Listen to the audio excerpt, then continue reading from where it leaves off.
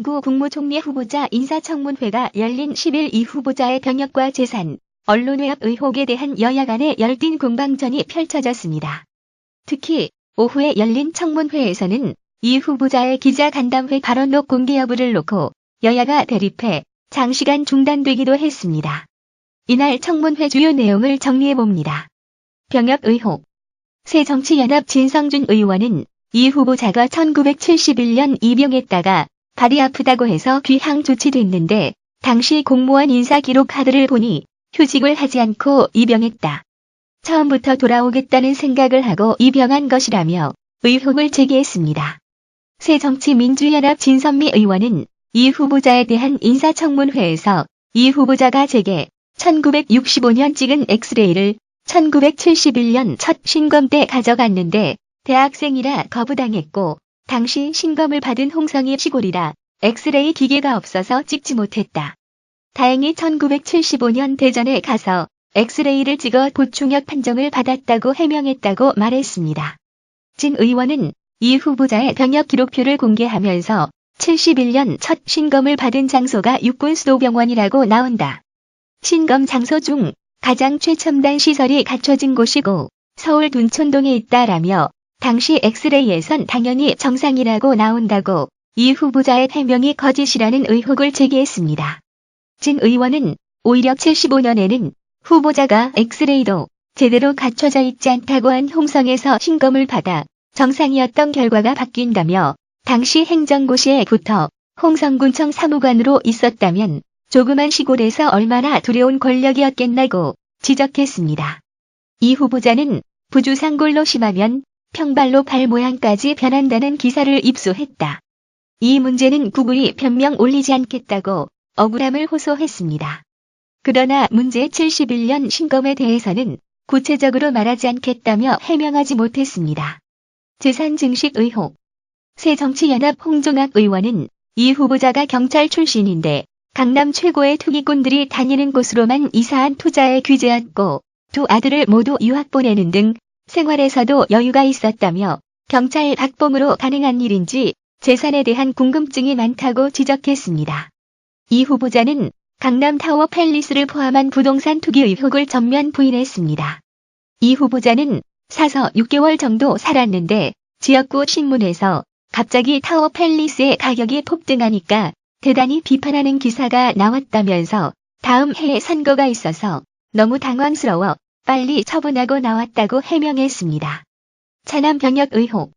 새정치민주연합 유성엽 의원은 적법하게 방위 판정을 받고 둘째 아들은 군대를 면제받았다고 생각하는데 군대를 안 갈 수 있으면 안 가야겠다는 마음을 가지고 유권을 만든 것 아닌가라고 지적했습니다.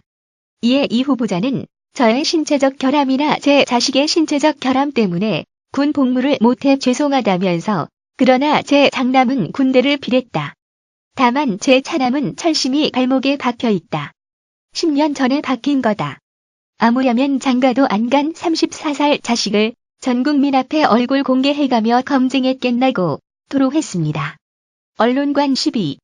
새정치민주연합 유성엽 의원은 이완구 후보의 녹취록을 보면 언론인들을 대학 총장도 만들어두고 교수도 만들어주었다고 말한 게 있다고 지적하자 이완구 후보자는 없다. 제가 기자들과 그런 얘기를 했을 리가 있나라고 녹취록에 나와 있는 의혹을 부인했습니다. 이에 대해 새누리당 김도읍 의원은 이 후보자는 김영란법 적용 대상이 언론인이 포함된 점에 대해 언론 자유의 침해 소지가 있어 범위를 축소해야 한다는 말을 했다. 보기 드물게 대한민국 정치인으로서 언론의 기능을 중시하고 언론의 장래를 중시하는 정치인이라고 평가한다라며 언론 외압 의혹을 방어했습니다. 이 후보자는 또 불찰과 부덕의 소치, 부주의로 국민 여러분과 언론사의 심려를 들여 대우각성하고 있다며 언론 관계권은 100번 사주의 말씀을 올린다. 다시 한번 청문위원들과 국민과 언론인 여러분께 정말 잘못했다는 말씀을 드리지 않을 수 없다. 다시 한번 사과드린다고 말한 뒤 자리에서 일어나 고개를 숙였습니다. 새정치민주연합 홍종학 의원은 이 후보자가 최근 기자들과 만나 이렇게 잘못 보도하면 김영란법을 통과시키겠다. 기자들도 당해봐야 한다고 했다는데 사실이냐고 따졌습니다. 이에 이 후보자는 그럴 리가 있나. 한 나라의 국무총리 지명자다. 청문회 통과 여부 떠나 제 소신, 인격 모든 것을 걸고 그렇게 얘기하지 않았다고 부인했습니다. 후보 자질론. 이상우 새누리당 인사청문회 위원은 청문회에 앞서 제가 가장 존경하고 닮고 싶은 분이라며 과도한 의혹으로 인해 후보자께서 마음의 상처를 많이 받아 굉장히 걱정을 많이 했다고 말했습니다. 이상우 위원은 이완구 총리 후보자가 충남도지사 시절 외자 유치 1등 실적을 칭찬하며 박근혜 대통령의 내정을 보면서 국정을 제대로 할 수 있겠다 판단했다고 말했습니다. 이 위원이 가족 등의 기부 내역 등을 소개하자 이완구 후보자는 저희 가족은 한 달에 110만 원, 연간 1,200만 원 정도 사회복지재단에 기부하고 있다면서 그것은 제가 자식에 대한 교육이고 저 자신이 공직자라고 대답했습니다. 총리 역할론. 새누리당 간사인 정문원 의원은 총리로서 기본적인 책무를 수행할 방안이 무엇인지, 경제의 어려움과 남북관계 경색을 풀 비전이 무엇인지, 책임 총리로서 내각을 어떻게 잘 이끌어갈 것인지 밝혀달라고 질의했습니다.